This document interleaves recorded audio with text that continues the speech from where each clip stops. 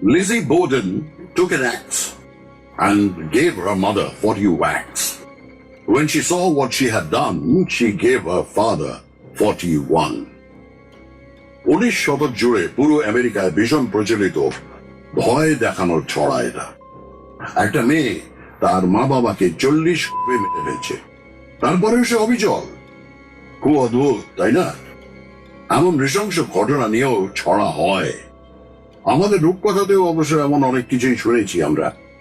লালকমল রাজপুত্রের মা ভালো, আর তার ভাই নীলকমল রাজপুত্রের মা ডাইনি বুড়ি। দুই ভাই মিলে কিভাবে দুষ্টু মাকে মেরে ফেললো সেটাই গল্প। কিন্তু এখানে মা সন্তানের চেয়েও সৎ অসৎ ভালো মন্দ বিচারে গুরুত্ব দেওয়া হয় বেশি। আর লিজি বোর্ডেনের গল্প ভালো মন্দের হিসেবটা খুব গোলমেলে। একটা ছোট্ট মেয়ের নামে কেন এমন ছড়া তৈরি হলো, কেন করেছিল সে এসব, সবটাই খুব জটিল। বয়স কম হলেও মন যে কখন কি গল্প বলে, কোন পথে চলে, কি বিশ্বাস করে বোঝা দায়। 1800 শতক, ভিক্টোরিয়ান আমল। আমেরিকার ফল নদীর ধারের শহর ম্যাসাচুসেটস। সময়টা অনেকটাই অন্যরকম। পোশাক আশাক থেকে খাবার, মানুষের জীবনযাত্রার ধরন সবটাই ছিল পৃথক। 21 আর 23 বছরের দুই তরুণ তরুণী, অ্যান্ড্রু জ্যাকসন বোর্ডেন ও সারা অ্যান্থনি বোর্ডেন বিয়ে করেন এই ম্যাসাচুসেটসে। 1856 সালে তাদের প্রথম সন্তান জন্মায়, এমা বোর্ডেন। তার 2 বছর পরে সারার কোল আলো করে আসে আর এক কন্যা। নাম রাখা হয় অ্যালিস। কিন্তু পৃথিবীতে বেশি দিনের জন্য আসেনি সে। মা আর দিদি সর্বক্ষণের নজরে থেকেও জটিল রোগে মারা যায় 2 বছরের অ্যালিস। সংসার ভেঙে যায় সারার। সন্তান হারানোর শোক তিলে তিলে ঘিরে ফেলতে থাকে। তার মধ্যে সুখবর আসে, আবারও মা হন সারা, এবারও কন্যা সন্তান। নাম রাখা হয় লিজি বোর্ডেন। অ্যালিসকে ভুলতে লিজিকে আরো জড়িয়ে ধরেন সারা। সঙ্গী হয় এমা। মায়ের মতোই বোনের দেখভাল করতে শিখে যায় সে। সারাও অনেকখানি নির্ভরশীল হয়ে পড়েন এমার উপর। লিজির খাওয়া দাওয়া, ঘুম, তার সঙ্গে সময় কাটানো সবকিছুই এমাকে শেখাতে শুরু করেন তিনি। এমাও ছটপট শিখে ফেলতে থাকে মায়ের মতো যত্নশীল হওয়া। কিন্তু বোর্ডেন পরিবারে সুখ যেন অস্থায়ী। এবার সারার শরীর খারাপ হতে শুরু করে। কিছুটা যেন আগেই আন্দাজ করেছিলেন তিনি। ক্লান্তি, অবসন্নতা, মানসিক অস্থিরতা ঘিরে ধরে তাকে।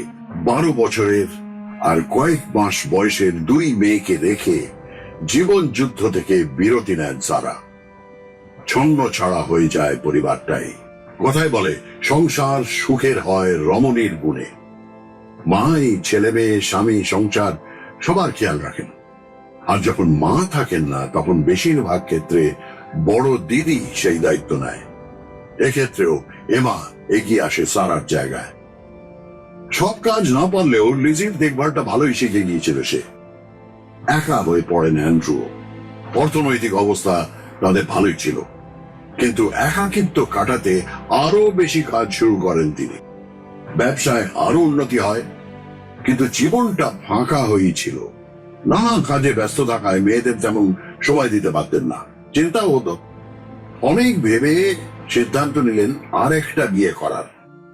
পাত্রী হলেন 38 বছরের অ্যাবিগেল ডরফি গ্যারি বা অ্যাবি। সেই সময় এত বয়সে সাধারণত আর বিয়ে হতো না। সামাজিক প্রতিপত্তির দিক দিয়েও অ্যান্ড্রুর থেকে অনেক নিচে ছিলেন অ্যাবিরা। ফলে বিয়েটা অ্যাবির কাছে হাতে চাঁদ পাওয়ার মতোই। খুব মন দিয়ে সংসার শুরু করেন তিনি। এমা আর লিজিকেও নিচের সন্তানের মতোই কাছে টেনে নিতে চান, কিন্তু এমা রাজি ছিল না। প্রথম থেকেই অ্যাবিকে মিসেস বোর্ডেন বলে ডাকত সে। বছর 5 লিজি অ্যাবিকে মা বলে ডাকলেও এমা সমানে তাকে বলতো, এ আমাদের আসল মা নয়। অ্যাবির দিক থেকে অবশ্য চেষ্টায় কোনো ত্রুটি ছিল না। দিন যায়, আস্তে আস্তে অ্যাবির সঙ্গে দূরত্ব বাড়তে থাকে লিজির। স্কুলেও বেশি কথা বলতো না সে, তবে যেটুকু বলতো তার মধ্যেই অ্যাবির সম্পর্কে যথেষ্ট নেতিবাচক কথা বলে ফেলেছিল। দেখতে দেখতে বয়স বাড়ে, স্কুলের পাঠ চুকিয়ে ব্যবসায় বাবার সঙ্গে হাতে হাত মিলিয়ে কাজ করতে শুরু করে এমা। আর্থিক স্বাচ্ছন্দ্য থাকলেও অ্যান্ড্রু খুব সাদামাটা জীবন যাপন করতেন। যে এলাকায় তাদের বাড়ি ছিল সেখানে বিদ্যুতের ব্যবস্থাও ছিল না, বাড়ির নানান কাজও নিজেদেরই করতে হতো। এমন নয় যে অ্যান্ড্রুর ক্ষমতা ছিল না, তিনি ইচ্ছে করেই বেছে নিয়েছিলেন এই জীবন। এমা মুখে কিছু বলতো না, কিন্তু লিজির একেবারেই পছন্দ ছিল না এই জীবন। তার দুটো ভাই বোন বন্ধুরা যেভাবে থাকতো সেও সেইভাবেই থাকতে চাইত। রান্নার কাজে সাহায্য করা, ঘর পরিষ্কার না করে বন্ধুদের মতো পার্টিতে যাওয়া, ভালো ভালো সাজ পোশাক করার দিকে তার মন ছুটে যেত। কিন্তু এসব একেবারেই না পছন্দ ছিল অ্যান্ড্রুর। এমনকি মেয়ের বিয়ে নিয়েও তার কোনো চিন্তা ভাবনা ছিল না। বয়সের বড় হলেও এমা কখনোই বিয়ে করার ইচ্ছে জানায়নি। কিন্তু লিজি উল্টো, সে একের পর এক ছেলে পছন্দ করত, আর তার বাবা সব বাতিল করে দিতেন। মনে মনে অভিমান জমত লিজির, রাগও হতো। এর মধ্যে অ্যাবির বোনকে একটি বাড়ি কিনে দেন অ্যান্ড্রু। লিজি জানতে পারে অ্যাবির কথাতেই ওই বাড়ি কেনা হয়েছে। মাথায় আগুন জ্বলে যায় ওর। বাবা তাদের সুখ স্বচ্ছন্দ না দিয়ে অ্যাবির পরিবারকে সাহায্য করছেন, এটা লিজি মেনে নিতেই পারত না। ঝগড়া বেড়ে যায় অ্যাবির সঙ্গেও, দূরত্ব বাড়তে থাকে। অ্যান্ড্রু বাড়ি ফিরে এলেও মেয়েরা বাবার সঙ্গে সহজ হয় না। ডিনার টেবিল ফাঁকা পড়ে থাকে। অ্যাবি ডাকলেও এমা লিজি খেতে আসে না তাদের সঙ্গে। বাড়ির পরিবেশ দমবন্ধ করা হয়ে যায়। মেয়েদের মন পেতে অ্যান্ড্রু তাদের জন্য আরেকটা বাড়ি কিনেন, কিন্তু বাড়ি পেয়েও মন গলে না দুই মেয়ের। তারা সিদ্ধান্ত নেয় কিছুদিনের জন্য বাইরে কোথাও ঘুরতে যাবে, তাহলে যদি মন ভালো হয়। সপ্তাহ দুয়ে ঘুরে এমা বাড়ি ফিরে আসে। লিজির তখনও মন গলেনি। সে একটা হোটেলে চলে যায়, সেখানে কয়েকদিন থেকে তারপরে বাড়ি ফেরে। লিজি কিন্তু অ্যাবিকে আর মা বলে ভাবত না। আরো কিছুদিন কেটে যায়। একদিন হঠাৎ অসুস্থ হয়ে পড়েন বোর্ডেন পরিবারের সবাই। জানা যায় খাবারে বিষক্রিয়া হয়ে গিয়েছিল, কিন্তু তারা তো বাড়ির খাবারই খেয়েছিলেন। তাহলে কি কেউ বিষ মেশালো খাবারে? বাইরের কেউ তো আসেননি। বাবা, মা, দুই মেয়ে আর পরিচারিকা ম্যাগি, এই কজনই তো ছিলেন। ম্যাগি সাধারণত রান্না বান্না করত, কিন্তু সেও অসুস্থ এই খাবার খেয়ে। ফলে নিজেও যে ওই খাবার খেয়েছে তাতে অন্তত কোনো গোলমাল সে করেনি বলেই মনে করা হয়। ওষুধপত্র খেয়ে আস্তে আস্তে ঠিক হয়ে যান সবাই। এর মধ্যেই লিজি আর এমার এক মামা আসেন তাদের সঙ্গে দেখা করতে। তার নাম জন। সেদিন সকালে অ্যান্ড্রু অ্যাবির সঙ্গে ব্রেকফাস্ট করেন জন, তারপরে বেরিয়ে যান। অ্যান্ড্রু 9টা নাগাদ বেরিয়ে যান কাজে। অ্যাবি ম্যাগিকে বলেন বাড়ির সব দরজা জানলা পরিষ্কার করতে, নিজেও চলে যান গেস্ট রুম পরিষ্কার করতে। এমাও তখন বাড়ি ছিল না, আর লিজি ডাইনিং হলে বসেই জামা কাপড় ইস্ত্রি করতে শুরু করে। প্রত্যেকেই নিজের কাজে ব্যস্ত। আরো কিছুক্ষণ বাদে দরজায় আওয়াজ পায় ম্যাগি, ভাবে হয়তো অ্যান্ড্রু ফিরে এসেছেন। তার কিছুক্ষণ পরেই শোনা যায় জোর চিৎকার। লিজির ভয়ার্থ গলা। কি হলো? কারো কিছু বিপদ হলো? ম্যাগি ছুটে আসে। বসার ঘরে ঢোকার মুখে দাঁড়িয়ে লিজি, চোখ যেন ফেটে বেরিয়ে আসছে, গলার শিরা পড়ে গেছে, চিৎকার করে কাঁদছে। কি হলো বাবা? আর কে মারলো? কে করলো? বাবা, বাবা। ম্যাগির আর ঘরে ঢোকার সাহস হয় না। লিজি বলে, যাও যাও, ডাক্তার ডেকে আনো, আর আমার বন্ধু অ্যাডিলেডকেও ডাকো। ছুট লাগায় ম্যাগি। আমরা একটু দেখে নিই বোলেন পরিবারের বসার ঘরটা। সোফায় লুটিয়ে পড়ে আছেন অ্যান্ড্রু, ভেসে যাচ্ছে চারপাশ। মাথার পেছনটা পুরো থেতলে গিয়েছে, বাঁ চোখটা ফেটে গিয়েছে। মনে হচ্ছে কেউ যেন বারবার আঘাত করেছে তার মাথায়। এত আক্রোশ কার? বাড়ির মধ্যে ঢুকে এমন ঘটনা কে ঘটালো? মাথা কাজ করছে না কারো। ম্যাগি ততক্ষণে ডাক্তার আর লিজার বন্ধুকে ডেকে নিয়ে এসেছে। তারাও হতভম্ব। ডাক্তার বললেন মাথায় অন্তত 11 বার আঘাত করা হয়েছে, কিন্তু এত কান্নাকাটি চিৎকারের মধ্যে অ্যাবি কোথায়? বাড়িতেই তো ছিলেন তিনি। লিজি ম্যাগিকে বলে উপরে গিয়ে অ্যাবিকে ডেকে আনতে। ম্যাগির তখন ভয়ে হাত পা থরথর করে কাঁপছে, একা উপরে যাওয়ার সাহসই নেই। লিজার বন্ধু অ্যাডিলেড চার্চিল প্রস্তাব দেয় তার সঙ্গে উপরে যাওয়ার। সিঁড়ি দিয়ে উঠে অ্যাবির ঘরের দিকে চোখ পড়তেই থমকে যায় দুজনেই। কে পড়ে রয়েছে মেঝে? অ্যাবি। ছুটে ঘরে ঢুকে দুজন।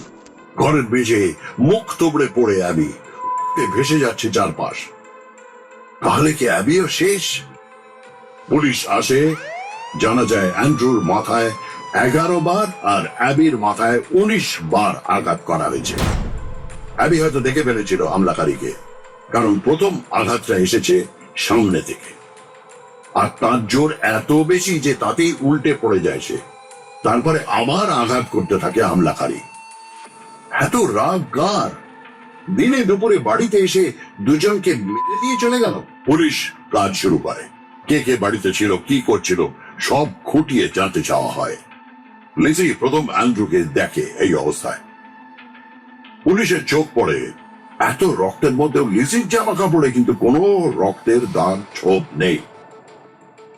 তবে তখনও তদন্ত এত উন্নত হয়নি, ফলে ক্রাইম সিন সংরক্ষণ করা, সমস্ত তথ্য প্রমাণ জোগাড় করা, ডিএনএ স্যাম্পল নিয়ে পরীক্ষা করা, হাতের ছাপ নেওয়া, এত কিছু হয়নি। পুলিশের আসা যাওয়া, বাড়ির লোকেদের হাঁটা চলাতেই ক্রাইম সিন অনেকটা নষ্ট হয়ে যায়। পুলিশ জানায় অ্যাবিকেই আগে হত্যা করা হয়েছে, অন্তত ঘন্টা 1.5 আগে, কারণ তার গায়ে মাথায় যে রক্ত লেগে রয়েছে তা প্রায় বাদামি, শুকিয়ে যাওয়া।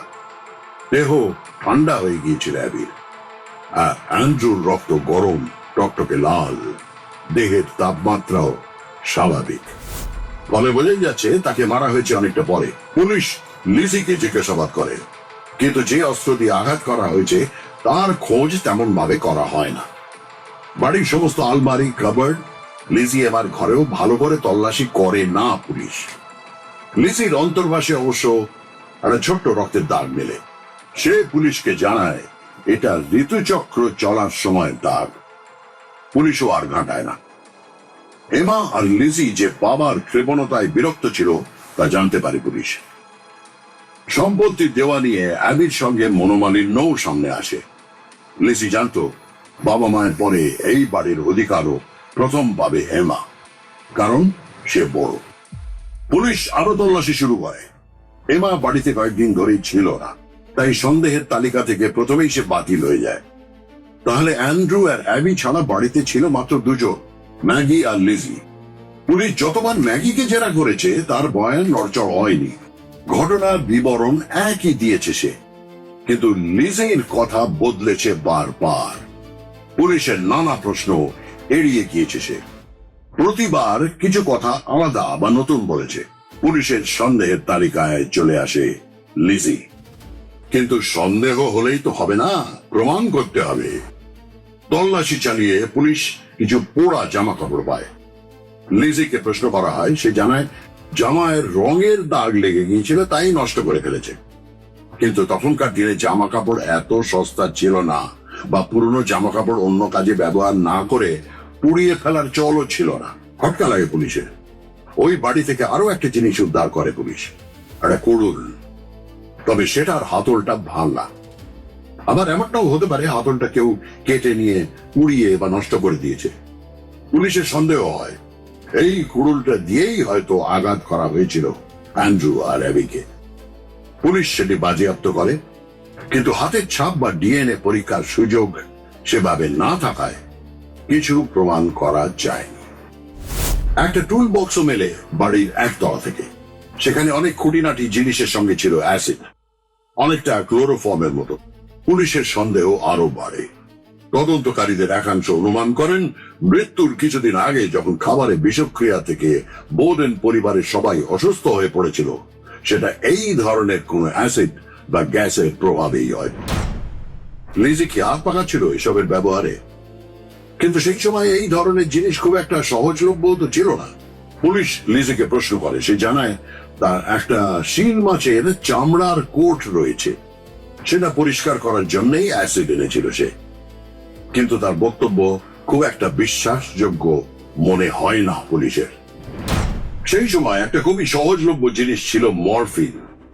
কোন রকম আতঙ্ক, দুশ্চিন্তা, অনিদ্রাতে ভুগলেও মরফিন দেওয়া হতো। বেশিরভাগ পরিবারের কেউ না কেউ তা নিতে নিয়মিত। পুলিশের মনে হয়েছিল লিজিও মরফিনে আসক্ত। সেই কারণে প্রতিবার জেরায় অদ্ভুত ব্যবহার করছে সে। প্রশ্নের উত্তর দিতে চাইছে না, কথা ঘুরিয়ে দিচ্ছে বারবার। অপরাধের ভার কমাতে সে মরফিন নিচ্ছিল বলেও মনে করেন পুলিশের একাংশ। শেষমেশ অ্যান্ড্রু ও অ্যাবিকে খুনের অভিযোগে গ্রেপ্তার করা হয় লিজিকে। ঘটনার 10 মাস পরে 1883 সালে ট্রায়াল শুরু হয় মামলার। লিজিকে দেখতে প্রতিদিন ভিড় উপচে পড়তো আদালতে। তার পোশাক, উপস্থিতি সবই ছিল আলোচনার বিষয়। সে প্রতিদিন কালো পোশাক পরে আসতো, যথেষ্ট কেতা দুরস্ত পোশাক। কেন সেই ধরনের পোশাক পরছে এসব নিয়ে আলোচনাও চলত। খবরের কাগজের শিরোনাম হয়ে উঠেছিল সে। লোকে বিশ্বাসই করতে পারত না একটা মেয়ে এই ধরনের নৃশংস অপরাধ করতে পারে। মামলা চলতে থাকে। এক পক্ষ দাবি করেন লিজি ছাড়া ওই বাড়িতে আর কারো এই ধরনের ঘটনা ঘটানোর সুযোগ ছিল না। শৈশবে যথেষ্ট অত্যাচারিত হয়েছিল সে, সেই কারণেই হয়তো এমনটা ঘটিয়ে ফেলতে পারে। আবার আরেক পক্ষে দাবি ছিল লিজির বয়সী একটা মেয়ের পক্ষে এত জোরে বারংবার আঘাত করা সম্ভব নয়। আদালতে অভূতপূর্বভাবে অ্যাবি ও অ্যান্ড্রুর মাথার খুলি দুটো আনা হয়। একদিকে থেতলে যাওয়া খুলি দিয়ে বোঝাতে চাওয়া হচ্ছিল ঘটনার ভয়াবহতার কথা। লিজি খুলি দেখে ভরা আদালতে অজ্ঞান হয়ে যায়। এমা আসে সাক্ষ্য দিতে। বোনের হয়ে কথা বলে সে। লিজি শুধু একটাই কথা বলে, আমি নির্দোষ, আমার উকিল আমার হয়ে কথা বলবেন। ওইটুকু একটা মেয়ের দৃঢ়তা, নিজের জায়গায় অনড় থাকা খুব ভাবায় আদালতকে। মাত্র 3 সপ্তাহ শুনানি চলে, তারপরেই আসে রায় ঘোষণার সেই দিন। ভরা আদালত, সব চেয়ার বেঞ্চ ভরা, অনেকে দাঁড়িয়েও আছেন, আদালতের বাইরেও জটলা। ভিড় করে আসেন সাংবাদিকরা। একটা মেয়ের বাবা মাকে খুন করে ফেলার অপরাধের বিচার হবে আজ। দুপক্ষের সব কথা শুনে জুরিরা আলোচনায় বসলেন।